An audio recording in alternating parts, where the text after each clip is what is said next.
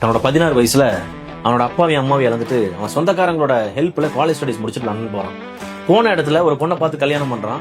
ரொம்ப கஷ்டப்பட்டு ஒரு வாட்ச் கம்பெனில வேலைக்கு ஜாயின் பண்றான். ஜாயின் பண்ண இடத்துல நிறைய விஷயங்கள் கத்துக்க ஆரம்பிக்கிறான். எவ்வளவு கத்துக்கிறான் அப்படின்னு பாத்தீங்கன்னா, இவனே சொந்தமா ஒரு வாட்சை மேனுஃபேக்சரிங் பண்ற அளவுக்கு தெரிஞ்சுக்க ஆரம்பிக்கிறான். அப்ப அவனோட மைண்ட்ல ஒரு ஐடியா தோணுது, என்ன அப்படின்னா, நாம ஏன் ஒரு வாட்சை மேனுஃபேக்சரிங் பண்ணி சேல் பண்ணக்கூடாது.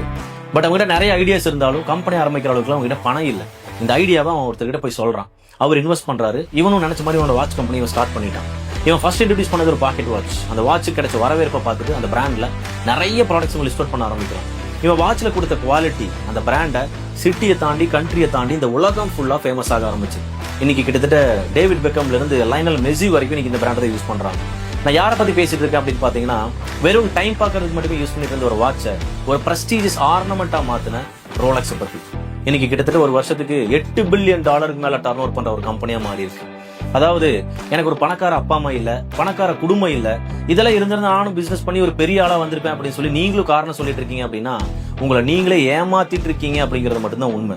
So start from 0.